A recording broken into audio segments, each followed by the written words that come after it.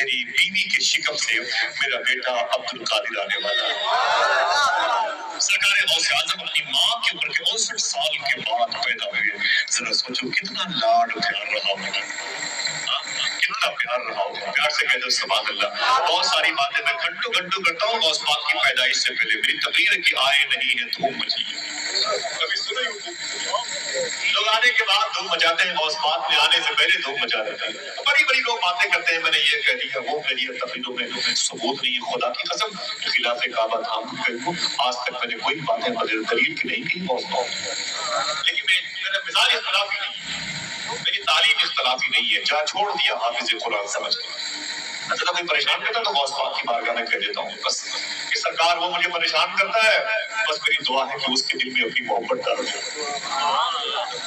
تاکہ کون سی جنت چھوٹی ہے ایک اور نکل جائے۔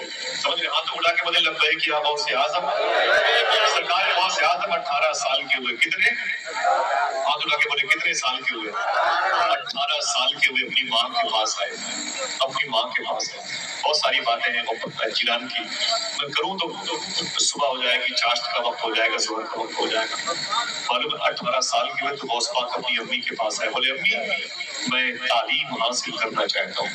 ماں نے کہا بیٹے کہاں جانا چاہتا ہے؟ آپ نے فرمایا میں عراق جانا چاہتا ہوں۔ عراق میں ایک شہر ہے بغداد، بغداد میں ایک محلہ ہے جسے باب العزت کہتے ہیں۔ اسی محلے میں ایک بزرگ ہے جن کو شیخ ابو سعید مخزومی کہتے ہیں۔ ان کا ایک مدرسہ ہے، یعنی ادارہ ہے، جامعہ ہے جسے نظامیہ کہتے ہیں۔ یہ شار سراج سوق الکفا کے قریب میں۔ غوث پاک فرماتے میری امی میں وہاں تعلیم حاصل کرنا چاہتا ہوں۔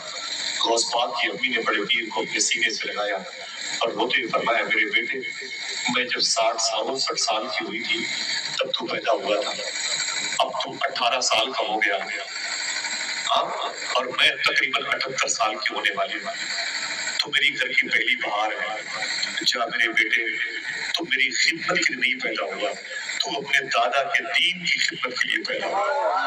بڑے پیر کی امی نے فرمایا تھا اے میرے بیٹے جا یہ میری اور تیری آخری ملاقات ہے، ایک گزارش ہے میرے بیٹے کہ زندگی کے کسی موڑ پر کبھی جھوٹ نہ بولنا۔ ہاتھ اٹھا کے بولے کیا کہا تھا؟ ہمیشہ سچ بولنا۔ صاحبوں ممبئی میں عرب شریف میں رہنے والے بیٹوں سے کبھی کہہ دیا کرو کہ میرے بیٹے تم کبھی جھوٹ نہ بولنا۔ تمہارے بچے اسکول جاتے ہیں اور آتے ہیں تو کہتے میرا بیٹا انگلش میں ٹاپ کر لیا، میرا بیٹا میتھ میں ٹاپ کر لیا، میرا بیٹا یہ جو پیر بن گیا، فقیہ بن گیا، محدث بن گیا، پردھان بن گیا، ویڈیسی بن گیا، ودائک بن گیا، سنسد بن گیا، اور وہ کوتوال سے لے کر کے سی او سے لے کر کے H D M, D M, I S, I P S, I G, D I G بن گیا ہے۔ صوفیہ کہتے ہیں کبھی کبھی یہ بھی کہہ دیا کرو کہ میرا بیٹا انگریزی میں نہیں ٹاپ کیا، سچ بولنے میں ٹاپ کر چکا، حلال کھانے میں ٹاپ کر چکا، کبھی یہ کہہ دیا کرو۔ آپ